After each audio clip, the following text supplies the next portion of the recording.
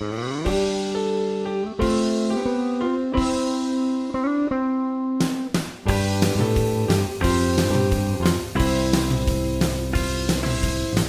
is Barely Furcasting, featuring Taebyn, an Injured Nerves audio production.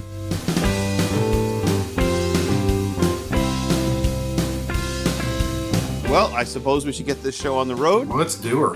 All right. Hello and Moobarkfluff to all our listeners and creatures in the Podiverse. I am Barely Normal, your co-host with no boast, and joining me today, sitting in for Taebyn on this very first day of 2022. That's going to be hard to say throughout the year. That's 2022 is TickTock. Welcome, TickTock. Why, thank you, Mr. Barely. Moobarkfluff. Yes, I'm substituting in for the Ayatollah of rock and roll at Taebyn. Hopefully I can live up to some sort of standard. Mm-hmm. And how the fluff are you? I'm pretty good. This is your debut as a co-host. You've been on the show with 5 Minute Furs and popping into the live broadcast, but this is your first go-round sitting in the co-host chair. So this should be kind of fun. Co-host, in the hot seat, as they say. The hot seat, yes. So as I said earlier, today is the first day of 2022. Did you have any New Year's resolutions, TickTock? No, we really don't do resolutions. I mean, one of them is like, I think one of the resolutions was procrastinating or don't procrastinate. And I made that years ago, but I just never got around to it. So. I like it. What about any strange traditions? Do you have any strange traditions on New Year's Day or New Year's Eve? Well, so basically, our holiday traditions, I tend to kind of do things around the solstice a little bit. If it's on a weekend, sometimes I throw a little party. But usually most years, I like to burn a little racing fuel in the fire pit. Oh, what does that do? Oh, it burns very, very vigorously. Obviously I'm careful and use a cup and, a remote way of igniting it. Okay. So we did. So we had our little solstice party. Hubby and I burned the race fuel in the fire pit, and we toasted each other. So well, nice. That's very nice. That's right, because the 21st of December was solstice. Right. Which the days get longer now. Thank the dog. The dog. They Yay! Get longer. Yay!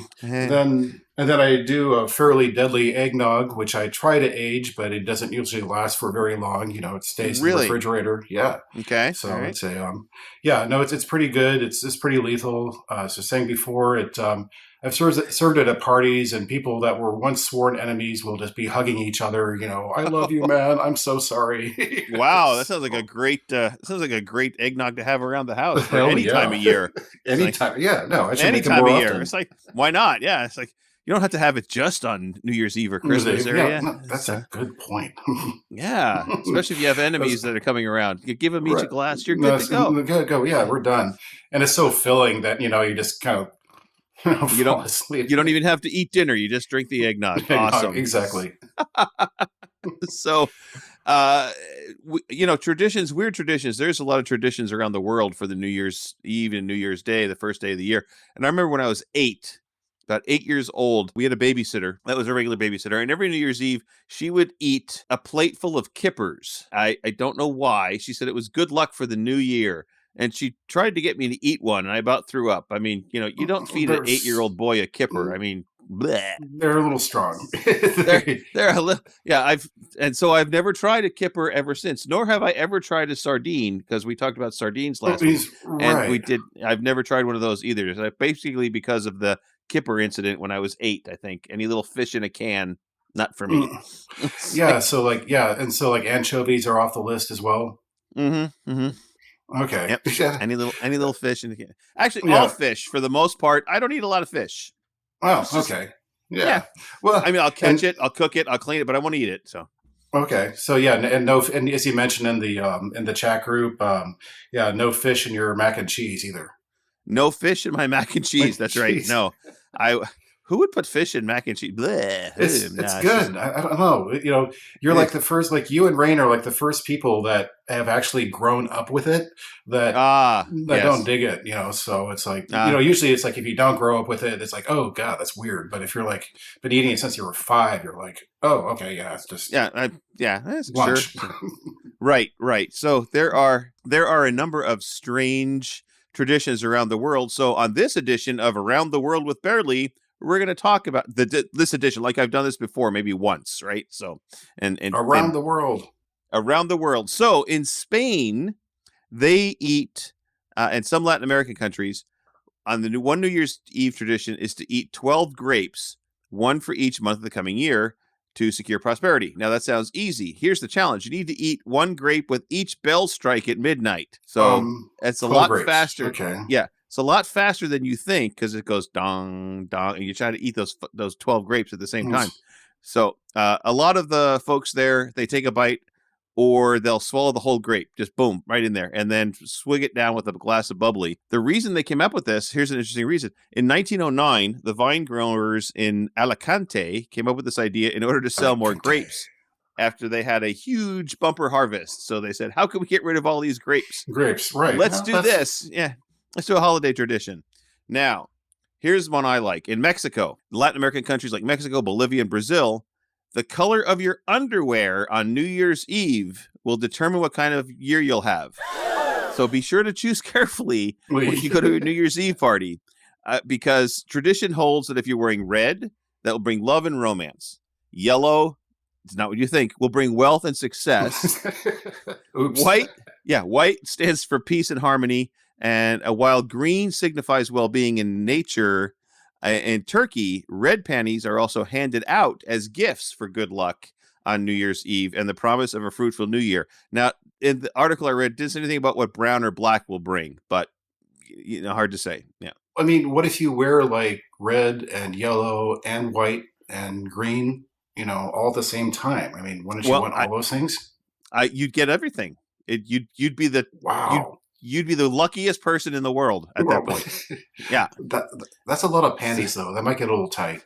You just sew them all together in stripes. You see? Okay. There we go.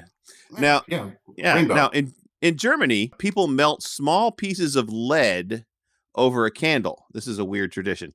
And they pour it into cold water. Now, the shapes that are formed by the melted lead, called Bliegensrennen, or lead pouring. Bliegensmin. I'm trying to pronounce it correctly. And they're supposed to reveal what the year ahead is going to bring based on the lead form. So if it forms a ball, good luck will roll your way.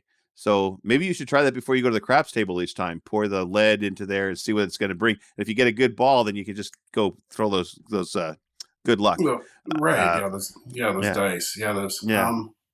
But lead is kind of toxic, especially when you melt it.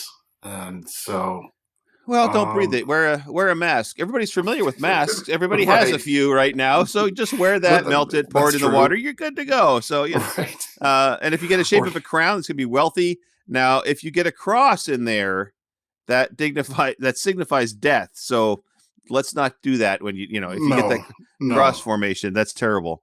So. Now, guess what? What they do in Denmark? What did they do in Denmark, Barely? Well, they break plates, much like the Greeks do, for good luck. Now, oh, sweet. Yes, but they don't break plates in their own house. You break plates on your neighbor's front yard or your front porch. So you throw the plates on your neighbor's front porch. So at the end of New Year's Eve, the bigger pile of broken plates you have on your porch means better good luck for the year. Huh.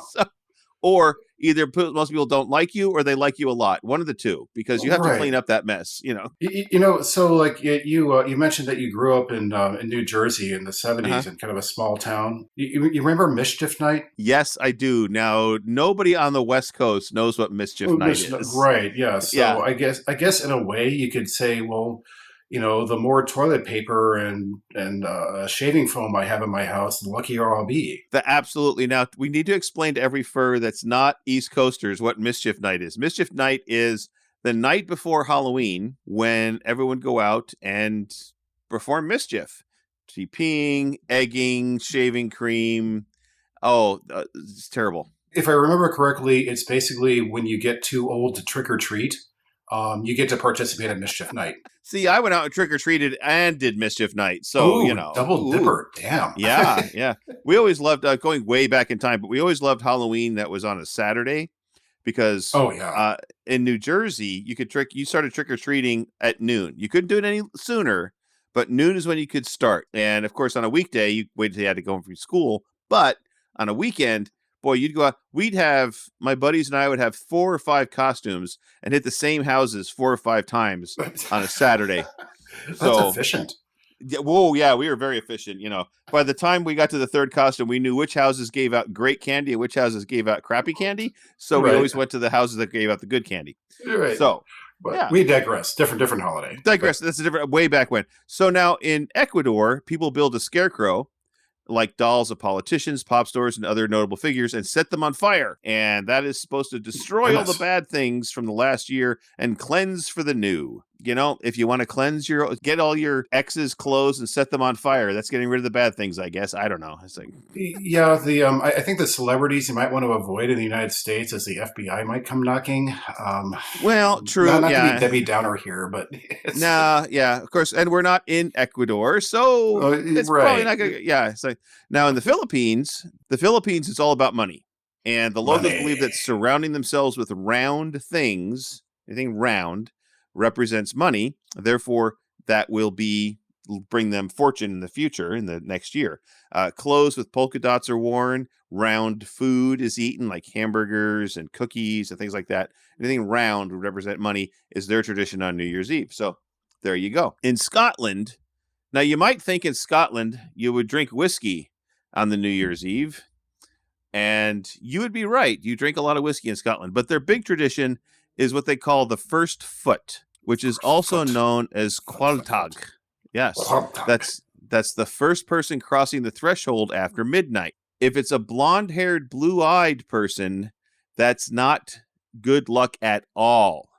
So I think TickTock, you would not be welcome in Scotland, man, on New Year's Eve, because it goes back to when they were attacked and subjugated by the Vikings, when big blondes would attack them. So now if you have dark hair like me, well, I'm a lot lighter now, but if you have dark hair and dark eyes, you would come in with some coins, some coal, some bread, some salt, or a wee dram of whiskey. Yeah, and that would bring good luck for the rest of the year. I like this next one in Italy. You know what's fun about Italy? Their motto on New Year's Eve is "out with the old." So they throw their furniture and stuff out the windows and onto the street on New Year's Eve. Don't walk on the street. Do not walk on the street in Italy. You might get a couch on you. It's hard to say, but that's their symbol. Get rid of the old objects that don't bring you joy anymore. And so walking down the street in Italy the day after New Year's Eve it probably looks like everybody got sawed out. Do you know what sawed out means? Sought out, as in looking for somebody? No, it's a British term, and it's sod, S-O-D, out. Oh, sod. Oh, sod out. Yep. Sod. Oh, Middle English is failing me. Don't dig too deep. Okay. Don't dig too deep. Well, okay. So when you put down a fake lawn, you put down sod, right? Oh, sod. Okay. So sod. So to sod somebody out is to kick them out of the house. You put all their stuff out on the lawn. They've been sawed out. That's it's like saying hit the bricks, so it's pretty much you're sawed out, hit the bricks, sawed out, hit the bricks. Yeah. Pound sand. Now I digress again, but in Romania, it's steeped in tradition, especially in the rural areas. New Year's Eve highlights include mask dances and ceremonies about death and rebirth. Okay. So they dress up in furs now. Yes. And wooden masks. The goats, horses, bears, and then dance from house to house to ward off the evil spirits. Nice. I do that every year. Several times a year, right? You put on put on fur and dance around. It's warding off the evil spirits. Now, another thing in Italy is mass kissing. So kissing as a group. Everybody kisses everybody. Oh, probably not during a pandemic, but that would be considered a super spreader event. However, New Year's Eve often is relates to them doing a lot of mass kissing like that. Now, Idaho, have you ever been to Boise on New Year's Eve? Boise, I have not been to Boise. I have only had their potatoes. Right. Well, interesting you should say the potatoes, because in Boise, they drop a huge 400,000-pound or 400-pound glow tato from a crane on New Year's Eve as they do the countdown. Like New York does the big ball falling down. They do a potato drop. Or it's an apple. An apple? No, it's a potato. No, in New York City. They do. It's an apple. Is it an apple? I just thought it was a ball. A ball? Boy, my New York came back. Okay. A ball. That's the ball. That's the ball coming down. I know it was an apple for quite some time. Maybe they went back to a ball. Maybe. Apple probably sued them. Apple company probably sued them and said, you can't drop an apple. That's not us. But now the last place is Japan. Now Japan rings all their bells 108 times on midnight on New Year's Eve. There's 108 evil passions in Japan, and all human beings have. And according to Buddhism, the Japanese ring the bell 108 times. 107 are rung on the last day of the year, so leading up to midnight. And then the last one is rung right after midnight. Are 12 traditions around the world. I don't know that other than, mass kissing. That sounds like a furry event personally. Yeah, definitely. I mean, also, I guess you could also have your local mass kissing, in these trying times. So, yes. Yes. So why not? Yes. It's the thought that counts. You don't have to it's not the numbers. It's right. It's like, so you kiss the same guy 100 times. That's a mass kissing, right? Right. Oh, no, that's an excellent point. That's a mass. And if it's 144, it's gross. I see what you did there. Yeah. Well, right before we get to, it's almost 6:30, right before we post the link for 5-Minute Furs, if anybody comes in, I want to give our weekly challenge out to our furs. And last week we talked about sardines. So the challenge is to take a video of you opening a can of sardines and eating one. And bonus points if you can get somebody that doesn't like sardines to get on video with you and eat that sardine. Now, it's up to you whether you want to use the full-on headed or the unheaded sardines. Totally up to you. Oh, no, you have, yeah, let's see. I do like a good sardine every now and then. Much like a good cigar. Yeah, it's like a good cigar. I don't know if I'd want to do it with my fur head on because of the fishy oil. Well, no. Yeah, and furs, you don't have to do it with your fur head on. If you're not comfortable, pixelate it. Just leave your mouth with the sardine in it. I don't know. If you don't want people to know who you are outside the suit. I guess the only downside is, when I do it is that every time I open up the can of sardines, all the cats show up, wherever I'm consuming them. Yeah. Well, I suppose you could do it outside. I mean, there is. Yeah, true, but there is that. We like the cats, so they'll get a little snacky too. Well, and if you don't like the sardines, I don't know. Do you like sardines, TickTock? I do. Yeah, no, it's like, the old sardines with the on the sardines on the saltines with a little mustard. So okay, how about Tabasco? I've seen people drink Tabasco. Yeah, Tabasco's Tabasco's good. Yeah, or the Jalisco sauce or stuff like that. Other. There's other sauces that you put a cocktail sauce. I guess fishy cocktail. I don't know. Right. I'm not a sardine aficionado, so I'm not an anything aficionado.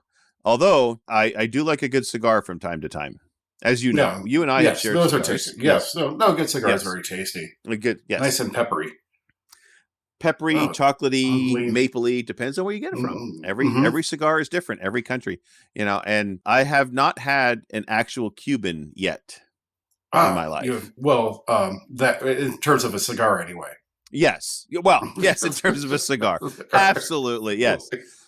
No, I think we talked about this once before. No, the real Cubans are the real deal. I mean, of course, the different producers have different flavors and so forth, but you can get it's kind of a whole different flavor profile experience, at least from what I've had.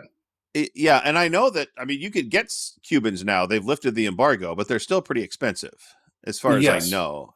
Yeah. Well, what was it? Like the embargo was lifted and then it got clamped down again or something. I haven't kept up with it. Apologies. All right. Yeah. All right. And then, but then there was that, we were saying over the summer, there was like that time, I was down in Vegas and for a hockey tournament, and I did really, really well at the craps table. And I went into a cigar shop. It's like, okay, I'll just get a cigar. And this guy had like this vintage Cuban cigar from the like pre-embargo, and it was a couple $100, but I had a whole bunch of money in my pocket, and I was like, oh, screw it, I'll just get this thing. And it was lots delicious. of money and too much alcohol makes for great business decisions, right? Oh, exactly. Was it good? Oh, it was excellent. It had like this almost like light vanilla flavor to it. Wow. On top of the pepper. I mean, yeah, it had like, it had notes. It had notes, my dear. Notes. Did it have a good nose and a good finish and a beginning and a middle and an finish? end? Oh, I pretty much got it all the way down to the little stubby. Well, I don't know if anybody out there is another cigar aficionado, but I actually bought some accessories lately. I got the draw tool. I got tired of bad draws on cigars. So for those of you that are unfamiliar with what a draw tool is, think of it as a very long drill bit. And I mean, basically that's what it is. If you think about it, it's just and when I got it and I took it off, I says, well, that's just a 16th inch drill bit. I could have used a drill bit for all this all my time. Yeah. Home Depot. Yeah. Yeah. Right. It's like Home Depot, 99 cents, or the draw tool for $19.99. It's got a little wood knurled handle, but on the other side, it's got like a rasp on it. So you put the drill bit in, and you pull it out, and then you put the rasp in there, and that smooths it out. And it does make for a better pull on the cigar, I will have to say. I had never, a friend of mine introduced me to that, and I was like, wow, I had to get one. So, yeah.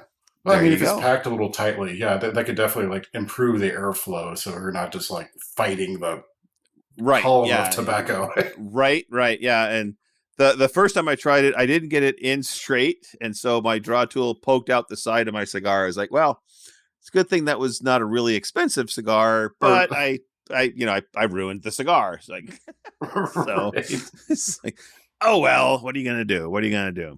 Well, I posted the link. Nobody's come in yet. We got 5 more minutes left.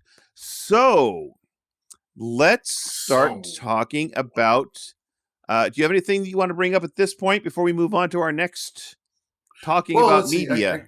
I guess, pre-media. I guess the Cascades have been getting a lot of snow, and hopefully we'll have gone skiing this past week. Nice. And do you ski, board, anything? Well, let me tell you a story about skiing. So, yes, I did ski for a long time. I started when I was in high school doing cross-country skiing, and then I started doing the alpine skiing, which everybody now calls downhill skiing. Mm-hmm. I'm kind of dating myself with the terminology, I think. And I skied. Back in my day, we called it. Well, I don't know, you young whippersnappers now. What you thinking with that snowboard? That's just a skateboard without wheels. What the heck are you thinking? I had a snurfer. A snurfer. Wow, I like that. We can return to that one. Oh, so it's like a surfboard on the snow. It was the prehensile vestige of a snowboard, or what we call a snowboard today. So it was a single board, very narrow. Like if you can imagine skateboards in the 70s, they were right. They were about 8 inches wide. Yes. Right. So yeah, and you had you didn't have special boots or anything. You just stood on top of it, and you had a little pole strap at the tip that you kind of helped keep your balance. And really? Yeah, and it needed. I mean, we're in Connecticut and in New Jersey, and you needed a good bit of snow, but like sometimes you just have like these days with like the right snow crust or something, and you would get down the bottom of the hill, and you'd be like, "Yeah, I did something." Well, yeah, I skied a lot, and then now I'm not going to say the year. So I was skiing, and what a basic rule of thumb. When you get down to the bottom and you say to yourself, boy, I'm tired, but I really like one more run. Oh, the one more run. The one more run. That is, that's a no-no. I did the one more run. I was I was going. I was. And you're blazing, of course. Yeah. I was blazing. I turned the wrong way. I went ass over tea kettle. Multiple compound tib-fib fracture. Oh yeah. When I stopped sliding and rolling down the hill, my toe of my left foot was touching my knee. Oh, goodness. Now, there is no joint between the knee and the ankle. So. No. It improvised. Apparently. Yes. Ow. So, yeah. My only saving grace that I didn't die up there on the hillside was that right behind me was a ski patrol. And he just stopped and looked at me. And I remember that. I will remember this till the day I die. He looked at me and he said, "Your leg might be broken." And I looked at him and I said, "No shit." Really? Yeah. Okay. Well, thank you. I'm pretty sure that is not acceptable behavior for a limb. Yes. Like, no. So ever since that time, I spent 3 weeks in the hospital, multiple surgeries. My leg is fine now, but still, I don't ski anymore. Understandable. I've definitely had the one last run incidents. Fortunately, they did not result quite in that, just more like being grumpy for a few days and bruised knee and so forth. But yeah, no, I do. I'm learning to ski in fursuit. My good friend Blizzard, who's quite an accomplished snowboarder, or at least in my opinion, he's pretty darn good. He's given me some pretty good tips. You want to, first, at least, with your head, you want to have like a really bright sunny day so you get a lot of contrast. Right. Or even light at night. At light is okay if you're cool with the day. If you're like broken in on the day part. Right. Okay. But and so I did a session last season with just my head on, and so I was just going to go down like the green thing and just get on the lift and just tough it out. And hubby was like, "Well, honey, let's just try like the little bunny hill. We're at Ski Bowl." And I'm like, let's just try the little bunny hill. And they have they don't even have a real lift. They have like this little like moving stairs sort of thing. And I went down that with just my head on, and it was cloudy. It was at good conditions, but I went down that, and man, it was clenching to just get down that little hill. So I'm like, I need to listen to the wisdom of Blizzard-san, and I will do this again. Yeah. Pick a day when it's nice and sunny out and do that. So, my husband went skiing last year. Yeah. Season. Yeah. Yeah. Last season, Christmas time area, we hosted the family Christmas here in Oregon. So the entire extended family of my husband's family came up to our house for Christmas. Mm-hmm. Now, that's a whole other story. But they decided, the quote unquote kids. Now, there's really only the extended family now. There's really only that last year there was one that was under 18. Mm-hmm. So the kids are all of my husband's brothers and sisters and all of their cousins, who are all adults. They're all over 21, but they're still the kids. The kids. So they decided they were going to go skiing, and they dragged Alex along, and I went with them. They said, "Do you ski?" I said, "Absolutely. I ski Mahogany Ridge every time." And they're like, "What's Mahogany Ridge?" It's like, that's the bar, because all bars made of mahogany. So I will go sit at the bar. You guys ski all you want. I will watch you in the warmth and knowledge that you are having a great time out there in that cold, nasty weather. Nice. Yeah. So my husband was on the bunny slope. And I mean, he rented all the gear. He went, he tried to, and his cousin is trying to teach him, and he fell a couple of times and he got hurt. And I was actually out there watching on the deck, and I heard him say, "That's it. I'm done. I'm old. I'm gay, and I'm fat, and I'm not skiing anymore." So, no. Yeah. And And everybody on the slope just kind of turned around and looked at him like, what? What'd you say? Did that just happen? Did that just happen? Yeah. He came in and he's, so he's like, pour me a drink. I was like, bartender, get this man a drink. Yeah. Yeah. And then we stayed around for 6 hours while the kids all went skiing and snowboarding for a long time until dark. So, dark 30 occurred. Yeah. Mm-hmm. I'll tell you what, though, the modern gear is just amazing. I just remember, freezing back in the day when I was a kid, with even just the gigantic, the Stay Puft Marshmallow Man, down stuff. And now I have I have a ski parka that's, a quarter inch thick. And, it's like 20 degrees out. I'm just like, man, I'm hot. I need to yeah. Oh yeah. Modern technology has done wonders for the ski industry. Wonders with outdoor gear. Yeah. And now they just need to come up with wonders for undersuit gear. There we go. Undersuit gear. Yeah. So the opposite of keeping you warm, keeping you cool. Now I know there's a lot out there for keeping you cool in that fursuit, but still there's a lot that goes into that stuff. I mean, I don't know.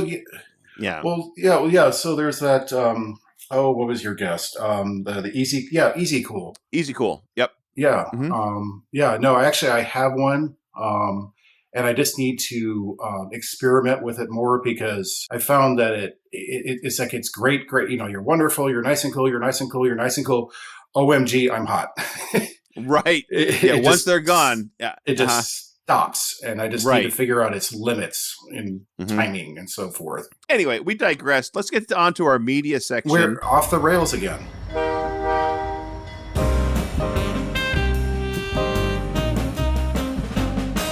Once again, this show gets off the rails, as everyone knows. So, I'm going to let you talk about what you've been watching. Have you been watching anything at all, or reading anything, or? Oh yeah, I've been pretty slacking about the reading stuff, but yeah. So media, we got the big telly. My hubby's a big sports fan, so we tend to have a lot more sports ball on than perhaps many other furs. But yeah, it's all good.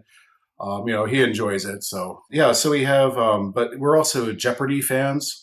Oh, okay. So it's so it was a lot of fun to have. And I forgot to make a note of his name. Damn it. Oh no. Your fur that you had on there that was on Jeopardy. Bucktown Tiger. Yeah, Bucktown. Silly me. Bucktown. So So it was a lot of fun to listen to Bucktown at the time. Mm-hmm. But want to do a shout out to the first transgender contestant that has made it to the Tournament of Champions. Really? Her name is Amy Schneider. She's over $600,000 as of yesterday. Wow. 630,000. She's actually up there with Ken Jennings, James Howitzer. I mean, she's like one of the goats right now. So, that's impressive.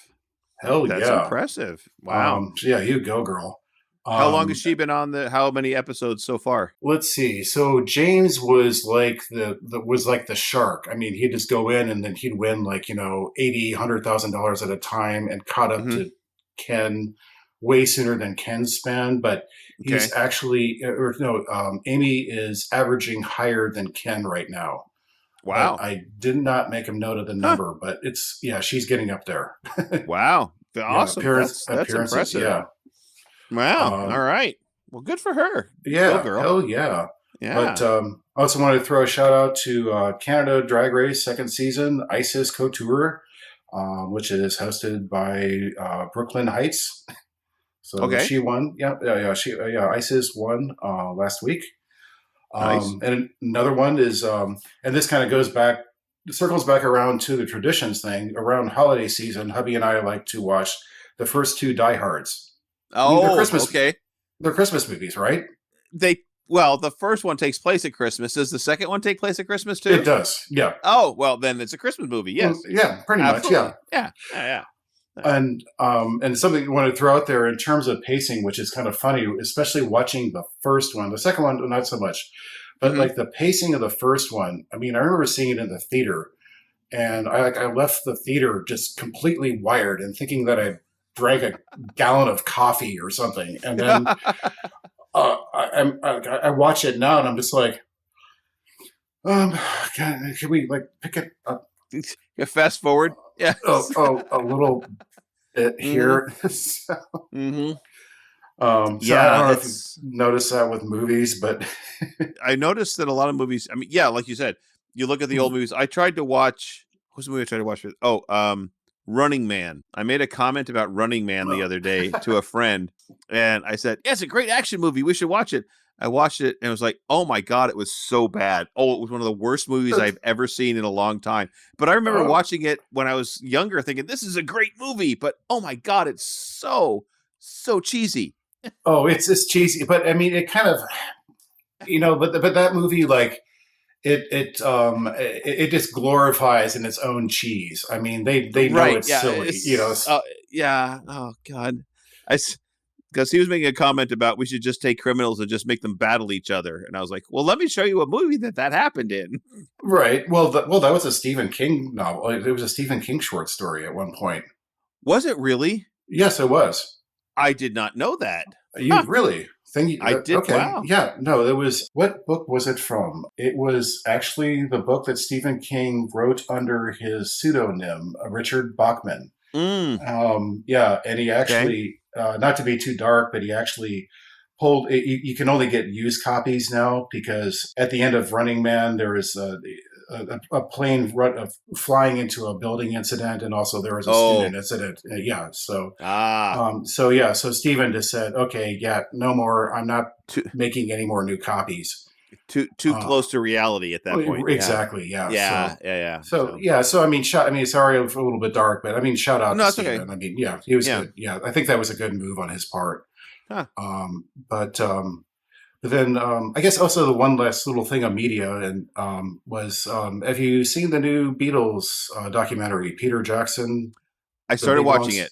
I've got the first episode down. Yeah. Down. And I love it. Oh, really? Nice. Yeah. Do you not like it? Well, no, I haven't tried it yet. I was put off by the 8 hours worth of footage. Well, think of it as a series. A series. It's a television series. Yeah. It's like, It's like, so it was just, but I saw, I happened across a preview for it and the restored quality of the footage and the sound. Oh my cow. I was like, I think I need to put this on the list. Yeah. No, it's really good. My sister told me I should watch it. And I same way with you. When I saw how long it was, I'm like, well, I'm not going to sit here and watch this for 8 hours. But they break it up. It's broken up into 8 shows. Right. So she said, oh, yeah, her and her husband binged it one day. Oh, goodness. And she said it was wonderful. She said that it just flew by. She had no clue that it actually lasted that long. She said it was light out when they started in the morning. They started watching it at breakfast and they finished it at dinner. So I was like, well, okay, good for you. It's like, nice. Yeah. So I'll definitely return to that. And it also kind of brings back, another like gray muzzle-ish days, in grade school, I would go hide and I would eat my lunch. And then for like lunch break, I would go hide in the library and listen to Beatles records with the gigantic headphones. Those huge headphones. Yeah. Huge. Yes. For younger furs out there, they were basically like split a coconut in two and put it on, on either ear. Well, I mean, and to be fair, a lot of the DJs wear headphones like that now again.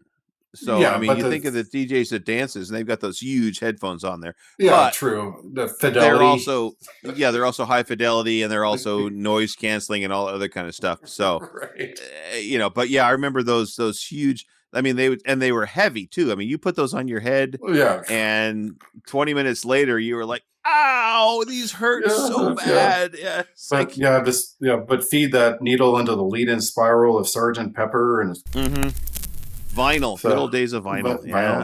Yeah. But anyway, so your media. I'm sure you have some media. I have. So I don't know if do you have Paramount Plus at all? I think it probably. If you do, you should totally watch Queen of the Universe. I saw the coming attractions for it. I said, I don't want to watch this. This just looks stupid. It's just another singing contest because it's drag queens. Now, drag queens, to me, they lip sync. So it's like, okay, that's not really singing. No, this is a singing contest with drag queens. Yeah. Oh, the ones that is it the RuPaul one that RuPaul's an executive producer, but she's right, but not part involved in right it part all. of it, But but yeah, yeah, but they are no, we've seen a couple the of those. They're actually these singing. Yes. yeah, and it's amazing. It's just amazing. So my friend that comes over all the time, he's like, you have to watch this. It's great. These gals, if you will, girls, I don't, I don't know. I don't want to assume their Drag genders. queens. Yeah, drag queens. Yeah, Drag queens. but they are from all over the world, and they are. It's their voices are amazing. I cannot believe what some of these drag queens can do with their voices, but oh my god. Yeah, So if you we did we did a couple where we need to get caught up. Basically, we get kind of like behind and stuff. Like I said, the sports ball. We had the final four of volleyball. Of course, my husband's a volleyball player. Had to watch that. Oh, shout out to Wisconsin, they won. Well, you should bring it. Are you going to FC? You're not going to FC, are you? I would love to, but it's not on the list yet. But who knows? Oh, yeah. See, you should go to FC and bring the hubby, because the California State girls finals are held the same place, the same time as Further Confusion. He could go and watch all the final volleyball, and you could go furry around. Oh, well, maybe. Yeah. See, you got the best of both worlds there. He wouldn't have to worry about you. You wouldn't have to worry about him. There you go. There. So, and the other thing is, just the other day, I watched on Amazon Prime, Being the Ricardos. Ricky Ricardo, Lucy Ricardo from the I Love Lucy show, Lucille Ball, Desi Arnaz. So this is a movie about them during 1 week when she was accused of being a communist. I had no clue that had even happened. That rings a bell, but I have no details. Yeah, I have no details. Well, other than what I saw on this show. Right. But apparently when she was younger, her grandfather in post or pre-World War II, when communism wasn't a bad thing. I mean, there was actually, when you registered to vote back then, you could register as Republican, Democrat, or Communist. Yeah, Socialist Party, right. Socialist Party, yeah. Yeah. And she ticked the box Communist. But then World War II happened, and that's what caused the Un-American Committee to meet, and they brought all these actors and actresses before the committee to testify as to whether they were a communist or not, which that's history that you learn about rarely in college or in high school. And it was like the whole Hoover thing, and they were like going against like the Screen Actors Guild and all that. Mm-hmm. Yeah. It's about this whole week, and they're doing the show, and I'll tell you what, it's got Nicole Kidman, Javier Bardem as Ricky Ricardo. Nicole Kidman plays Lucille Ball. J.K. Simmons, who we've talked about on the show many times for whatever reason, I don't know why, but this actor comes up in a lot of our discussions. He plays the character that played Fred Mertz, if you watch the I Love Lucy show. So okay, it's been a while. It's been a while. So there was Fred and Ethel, Lucille and Lucy and stuff. So now they talked about there's one episode that they talked about this whole week. This whole movie takes place from the table read to the final production and everything that happened in between that during that week. There was a lot that happened that week. Oh my God, how these Hollywood actors and actresses dealt with that crap back in the 50s and 60s, I have no clue, because getting their job done in between all this investigation. Yeah, it's just crazy. But I'll tell you what, Nicole Kidman did an awesome job playing Lucille Ball, and Javier Bardem did an awesome job playing Ricky Ricardo. Desi Arnaz. So if you have Amazon Prime, check this movie out. It's one of the best I've seen in the world. I will give it 10 bear wags. 10. That's a lot of bear wags. That's a lot of nub wagging. Yeah. Oh, yeah, nub wagging. Yeah. No, I might have to do some some yoke wags too with along with that. Yeah. And Lucy has some splaining to do too. She's got some splaining to do. So a quick question. So quick segue into your fursona. Yes. What is your fursona? Now, many of our listeners have seen you, have heard you, have met you on our show, have seen your TikTok video. Well, your TikTok. So I say your TikTok videos, not on TikTok, but anyway. So that I posted on YouTube. But what is your fursona? He's basically a coyote, and the suit is kind of a hybrid, coyote dog thing. Okay. I adopted him. He turned out as an adopt, and I was like, this would be perfect. It started out, I went to my first Furlandia, was it 3 years ago or whatever? And he was on the shelf there at the Lemon Brat Studios. Oh, okay. Very cool. And I saw him, and I was like, that is such a cool design. And then I almost threw out the credit card, and then I held back, and then I got home, and then a couple of weeks later, I just did this desperate email. Do you still have this character? And they said, well, yeah. And I'm like, okay, I want him now. Okay. So did you have to duct tape dummy to get the suit? Yes. Custom? Yeah. No. Yeah. No. See, I started out as a partial, and then Okay.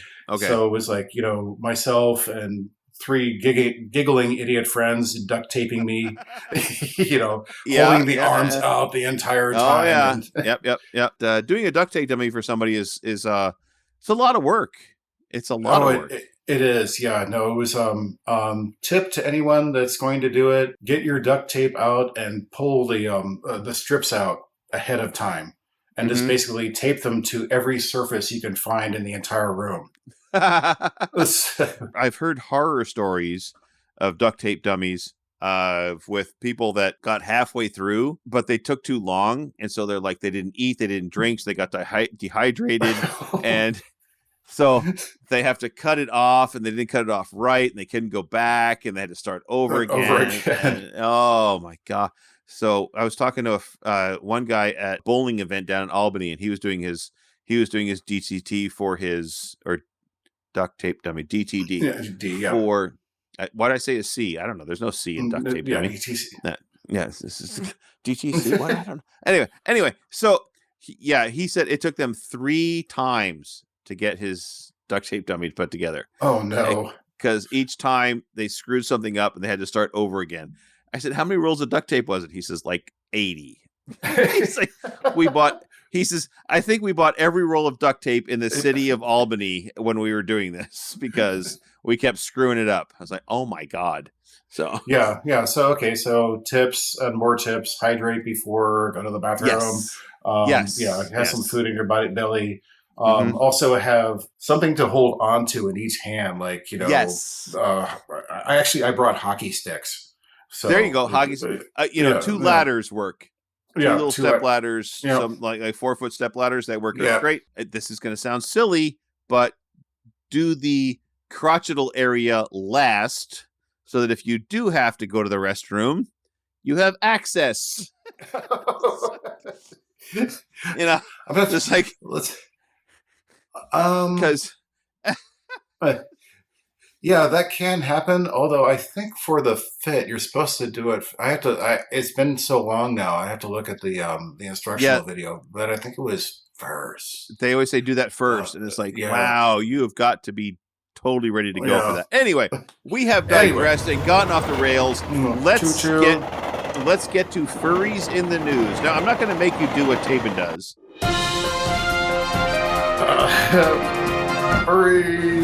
Furries in the news. There you go. Awesome. All right.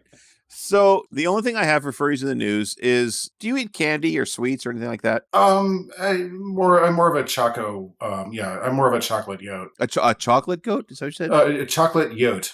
Chocolate coyote. Yeah. So I mean, like hard candies, But if there's like a really good chocolate bar, it's probably going to get snagged. How do you like that Toblerone? Do you like that Toblerone? Oh, Toblerone. Those are amazing. Yeah. Really? And, okay. Yeah.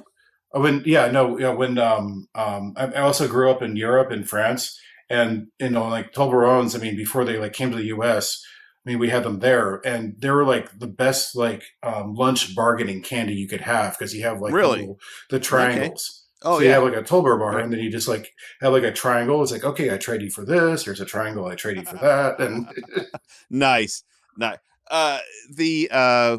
were we? We were traveling somewhere overseas, and traveled with the hubby and his family. They wanted the Kinder stuff, like the Kinder eggs, the Germany, right? Yeah, whatever. It's got like little toys and crap in it, with or the something. stuff inside. Yeah, yeah. What we get here in America is totally different than you get overseas. It's strange because the Kinder bars and stuff, the Kinder stuff, are made here in America, so they Americanize it, so it tastes different, it looks different overseas. It's very strange. But I digress once again. We're in Furries in the News. I asked the question about, because Skittles, the candy Skittles, taste the rainbow. Skittles, yes. Skittles, yes. Right. So they may have bitten off more than they could chew because they asked for a furry art contest to give Skittles a fursona. Now, interesting. Yeah. So colorful. Very colorful. However, most of the folks in the furry fandom didn't like the idea because that would be corporation. Yeah, can't have that. So you can't have corporations in the furry fandom. So they have received hundreds of not safe for work fursona entries in their art contest. Oh, imagine furry spamming not safe for work. Imagine that. That would never happen, barely, would it? Exactly. Yeah. So they did this art contest, and so they're getting lots and lots and lots. They tried to shut it down. I just did some research today. They tried to shut it down. They can't. Furs are looking up the email addresses of corporate people online and sending them NSFW fursona stuff for the Skittles. So I don't know that we'll ever see a Skittles fursona. They probably should have just drawn a character themselves and been done with it. But oh no, they put it out to the furry fandom. Not a good idea. No. Yeah, that would be a expensive lesson learned there. Yeah, I would love to get one of the vice presidents in charge of marketing on the show and ask them, what were you thinking? What were you thinking? Because, wow. Furries ruin everything. I mean, little research, And then, of course, there's that Rule 34. Anything that exists, there's porn for it. So, right. It's like, I mean, I guess it's kind of almost along the lines of some of the, like the commercial, like commercials, like the music that they pick for them. It's like, did they even listen to the lyrics? Right. Yeah. Yeah. It's like you have like what was it for a cruise line? They have Iggy Pop. What's it? Lust for Life, which is about recovering from drug addiction. It's right. Like a cable company had something from like Oliver or whatever. It's just like, guys, like it's like about like starving children and stuff. It's not about connecting children together.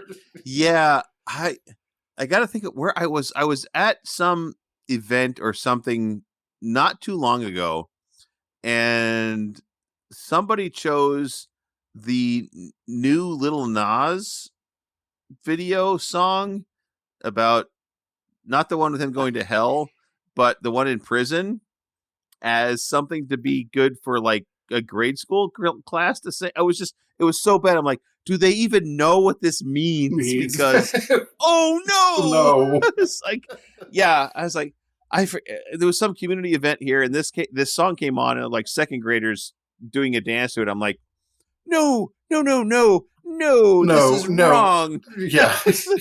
Like, oh no. Just please, like, look, listen to the lyrics, Wikipedia page. It's easy. Right? Or just look at the video, for criminy sakes. It's like, oh, that's not something second graders should be singing about. Clearly. No. That's all I have for Furries in the News. I have some upcoming events, of course. Going on this very weekend when this episode drops is the Painted Desert Fur Con in Phoenix, Arizona. Nice. So if you're there, everybody, listeners, send us a message on Telegram telling us how it's going. Of course, in 2 weeks from this episode is Further Confusion in San Jose, California. Woohoo! That's Further Confusion. That's the next. That's FC. That's the next con that Taebyn and I are going to. So come and see us. Say hello. Give us a hug. We're going to do a live podcast recording like we do at the last 3 cons we've been to. And we must be getting up in the world because they've given us, we're on the 3rd stage Third stage. There's three. Yeah. Well, there's only 3 stages, and then there are panel rooms. So we got third stage, which is kind of cool, actually. So it's the Almaden room, which is the Hilton Ballroom. So come on out and see us on Saturday from 11 to 12. Nice. At Further Confusion. So. And hopefully you won't have to deal with the chow line like you did at A&W. At A&W, yeah. No, we will. We're not out in the public eye this time. We've actually got, but like I said, they put us on the third stage. Don't know if anybody will show up, but big plug for us. Come on out. Show up. You'll have a good time. It'll be fun. It'll be a little bit different because we're not out in the open there with the public, so we can actually be a little more focused than we have been in other live podcast recordings. And shortly after or before, depending on how the panels work out, Taebyn will be doing his Taebyn Sings Weird Al. Okay, good. And Taebyn will also be doing Storytime with Taebyn, a staple of every con that Taebyn attends. Storytime with Taebyn. Must be done. Must be done. About this time, Taebyn would tell a story. Do you have a story for us? I have a story for you. This is from an author called Edward Gorey. Gorey. And it's, I want to say he's late 18th century, early 19th century author, but I'm not sure. The name of the book is Amphigory by Edward Gorey. I think it's because his name was Gorey. But the story is called The Bug Book. It's about bugs. Oh, the Bug Book. It's about bugs. Yes. Once there were 2 blue bugs. They lived in a teacup, which had a piece missing from the rim. They were frivolous and often danced on the roof, which is the bottom of the cup because it was turned upside down. Yeah. Oh, I see. Yeah. So was the chip so they could get out, or? Yes. So it was like a little doorway. Okay. You turn a cup upside down, and the bugs could walk in and out of the doorway. So there you go. Okay. Yeah. Very enterprising. And those are 2 blue bugs. There were also 3 red bugs who were cousins of the blue bugs. Oops. Yes. Mm-hmm. Now, they lived nearby inside a blue bottle, which made them an interesting violet color whenever they were inside their house. They were very house proud, and they frequently polished the glass on both sides. Now, nearby were also 2 yellow bugs who were cousins of both the blue and the red bugs. Right. And they lived a little further off on the topmost leaf of one plant. They were pensive and sometimes pensive. That's a big word. They were pensive and sometimes sat on the topmost leaf and looked out into the distance. All the bugs were on the friendliest possible terms and constantly went to call on each other. They went on excursions together and had delightful parties. Little bug parties. Party bugs. Yeah. Then one day, a brown bug, who was related to nobody, appeared in the neighborhood. Oh, no. The other bugs were dubious, but nevertheless made an attempt to be friendly. It was not a success. Oh. After that, the brown bug broke up their parties and waylaid them whenever they went visiting. Sounds like a bully bug. Yeah, like what the hell? We're just having some parties here. Right? Social life came to a standstill. A desperate, secret meeting took place. At last, they decided on a plan. The next morning, they rushed from their homes and dashed to the top of a certain cliff. The brown bug followed them to the foot of the cliff, where he jumped up and down because he could not climb to the top, and shouted insulting personal remarks. That's what it says in the book. Insulting personal remarks. So like fill your own personal remarks in there. Yes, throw your own personal remarks. Meanwhile, at the top of the cliff, at the ranch, the bugs were pushing a large stone toward the edge. Uh-oh. I know what's going to happen. Dun, dun, dun. It went over the edge, and almost at once, a horrid noise came from below. I'm guessing it was a squishing noise. Presently, they descended and rolled aside the stone. Oh no, the brown bug had been squashed quite flat. Oh goodness! So I guess they got rid of the brown bug by squishing him with a rock. Yeah. Wow. Okay. Man, they're like hitmen or something. So now they slipped. Oh, this is great. They slipped the remains of the bug into an envelope and left it propped against the fatal stone to be mailed. Wow. Okay. Oh, I guess that's what you do. After which they had a party. Oh, of course. Well, of course you got to have a party after the damn bug is right. the party pooper's gone. After you murder a bug, yes. They had a party complete with cake crumbs and raspberry punch. And everyone enjoyed themselves immensely. The end. Okay. So well, that's Amphigory by Edward Gorey. And it's a very strange little book. I read one other story a couple of months ago, or a couple of episodes ago. So yeah, but it's a strange little book. Okay. That's an interesting take on things. Yeah, someone is breaking up your party, so assassinate them. Right. Yeah, absolutely. Drop a rock on their head. Why not? Why not? Mm-hmm. Oh goodness. Wow. Oh, I have a quick pass today before I forget. Okay. And it was just kind of interesting to me. So you had a challenge to mail a postcard to someone, like two postcards to someone random. And I thought, oh, that's kind of a cool idea. But then I thought, wait, I think these days you can't mail a postcard or anything without a return address, because I thought about doing it as like, but I don't really want to put a return address on there, and you don't know who you're sending it to. But it turns out, I did a little research, it's not the case. It just takes longer to get there. There's no place on a postcard for a return address. Oh, that's how long I've not mailed a postcard. Yeah, there's the left half is where you write your little note.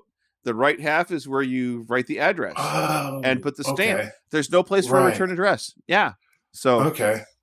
So yeah, so it was kind of a moot situation anyway. Yeah.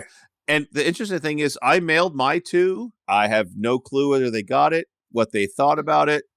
So there's this random person, these two random people out there that got postcards from me saying, hope you have a furtacular day. And I'm sure they were like, got this postcard. What the heck is this all about? I can just imagine a couple of elderly couple. Harvey, do you know somebody that's a furry? What is this furry stuff all about?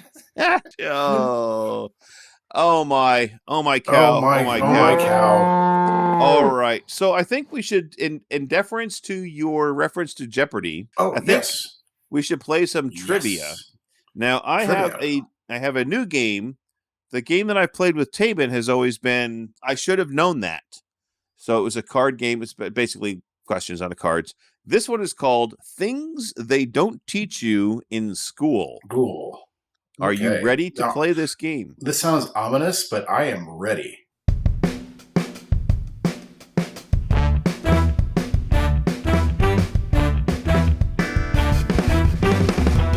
Okay, I'm going to pick a card at random. Random. There we go. Okay, good. Okay, there are 4 questions on this card. 4 questions. 4 questions. Are you ready? You have your thinking cap on. Mm-hmm. Let's see. Okay. Yep. There. Is it true that if you hold the horn down for more than 3 seconds on a modern car, the volume gradually increases to almost twice the noise level? I would say no. And you would be correct. Correct, yeah. I don't know why that even came up.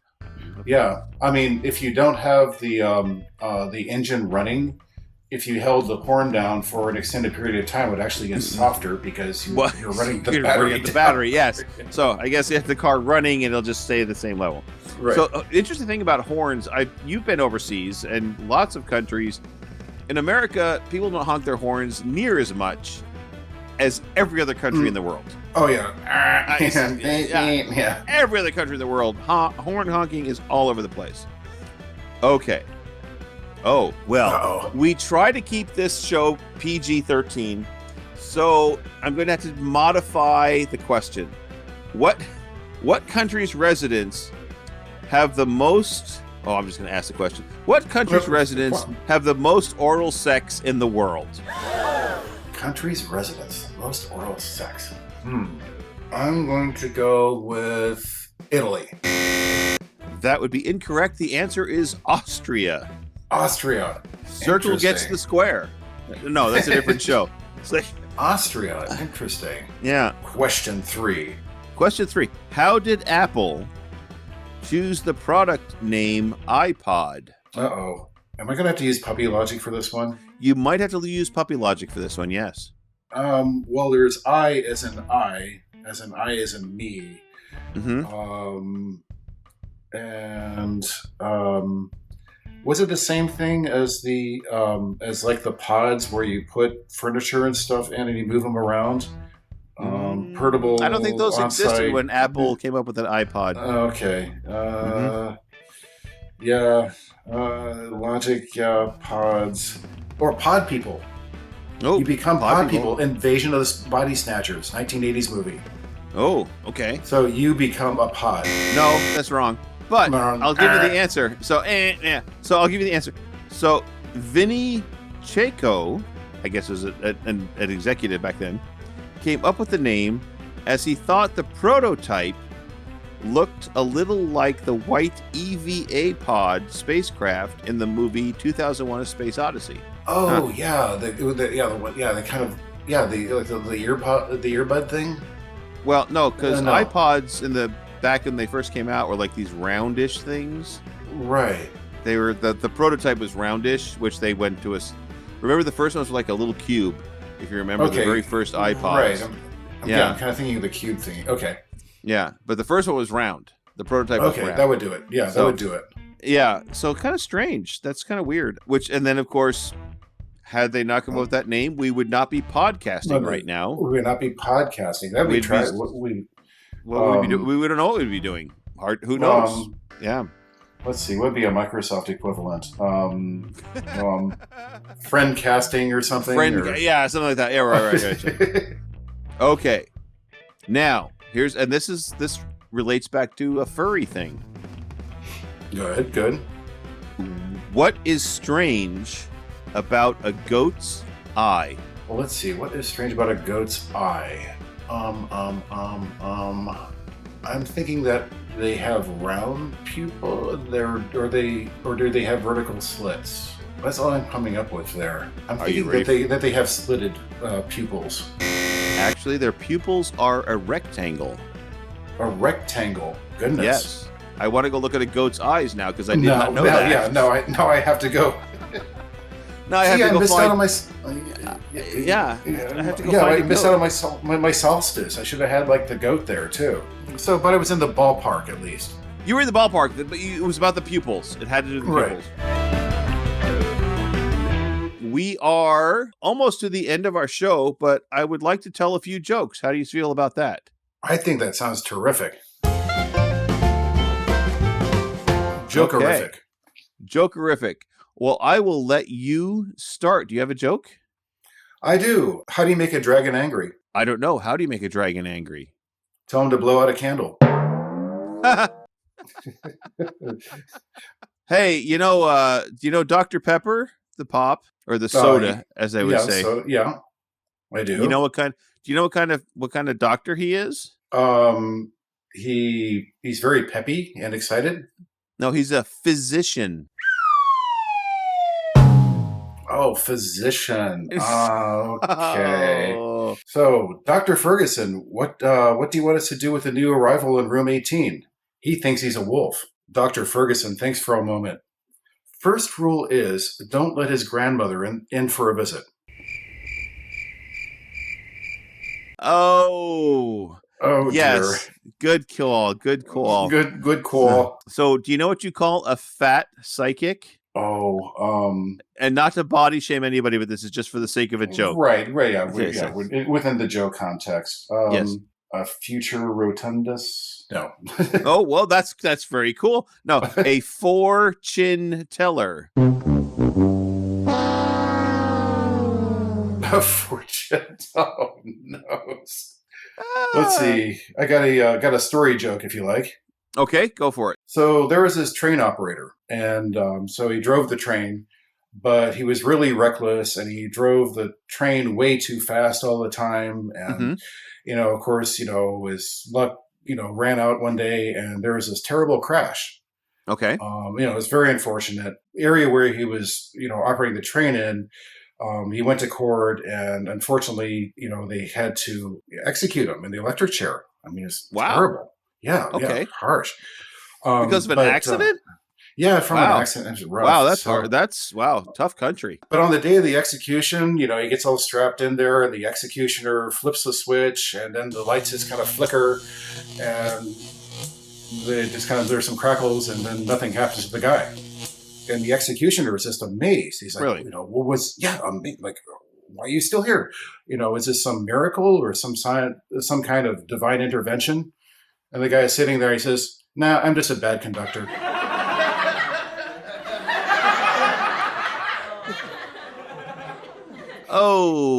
Okay. Wow. All right. So, do you know what you call an apology that's written in dots and dashes? A Morse something. Well, you're close. I'm close. You're close. It's a remorse code. A remorse code. And I got another story one if you like. You got one more? All right. Why not? So there's this elderly guy. He's in his 80s, and he goes in for his annual, physical checkup. Mm-hmm. And the doctor gives the guy a glass jar, and he says, I need a sperm sample. But, you don't have to do it here. You can do it in privacy of your own home. Just, come back the next day. The guy's like, okay. Fine. Sure. So he comes back the next day, and the jar is squeaky clean. And the doc is like, well, what happened? And the guy says, well, first I tried my right hand, and then I tried using my left hand. And then I tried the door jam. And my wife came in. Yeah, my wife tried to help me, but she couldn't do anything. And we even called her neighbor over, and she tried everything in the book. Wow. Okay. Everything. Yeah. And the doctor's just sitting there, just, flabbergasted in amazement. Well, listening to this. As much as I am, yes, I'm flabbergasted. The neighbor, the wife, the door jam. Okay. Yeah. Yeah.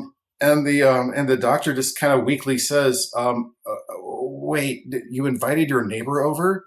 And the guy says, yeah. And the guy says, yeah, sorry, doc. None of us could get the dang jar lid off.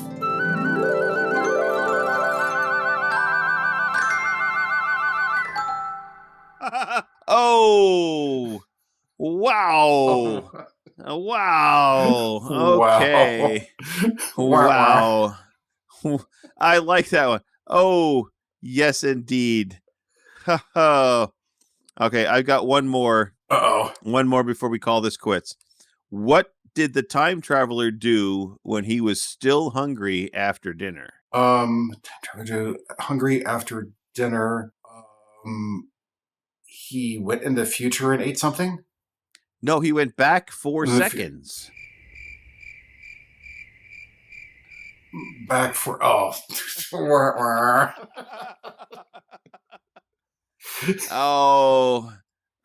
my! Do you have any more? Do you have any more, or should we call this a quits? Okay, maybe one more. One more. Okay. All right, go for it. Okay, how do you rob a snowman? How do you rob a snowman? With a hairdryer.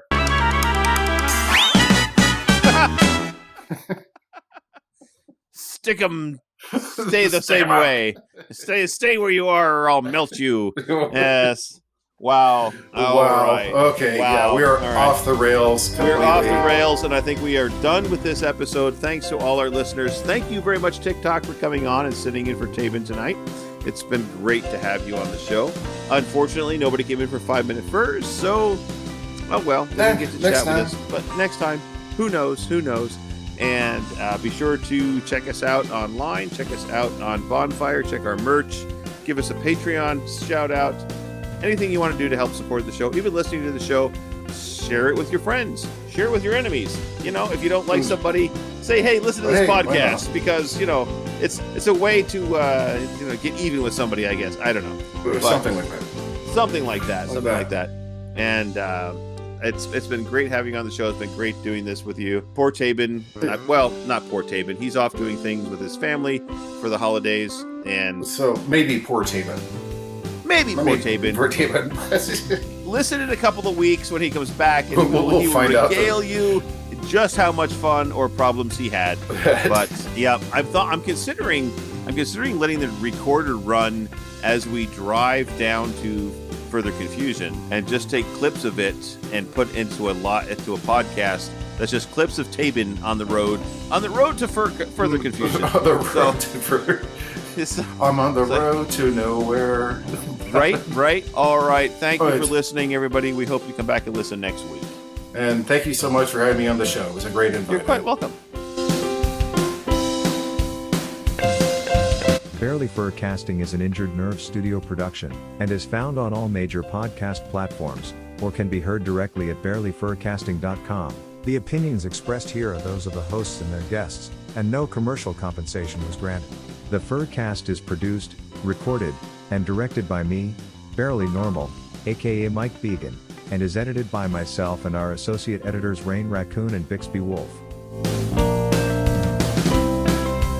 Opening and closing theme music, as well as some interstitial music, was created for Injured Nerves Productions for the use on the podcast by Reg Day with Damian Tanuki. If you would like to hear more music by Reg Day, you can search for Tweezer Beak on Bandcamp or Hoop Loop Tunes on SoundCloud. Other interstitial and background music by Shane Ivers through silvermansound.com, Gator Tots on soundcloud.com, and the YouTube Free Use Library. If you would like to send us a message, you can do so via email at barelyfurcasting@gmail.com or on our Telegram chat at BFFTchat, on Twitter, on our Facebook page, or on the barelyfurcasting.com webpage. You can help support the show through donations at kofi.com/barelyfurcasting or through Patreon at patreon.com/barelyfurcasting. Thanks for listening. We hope you come back and listen next week.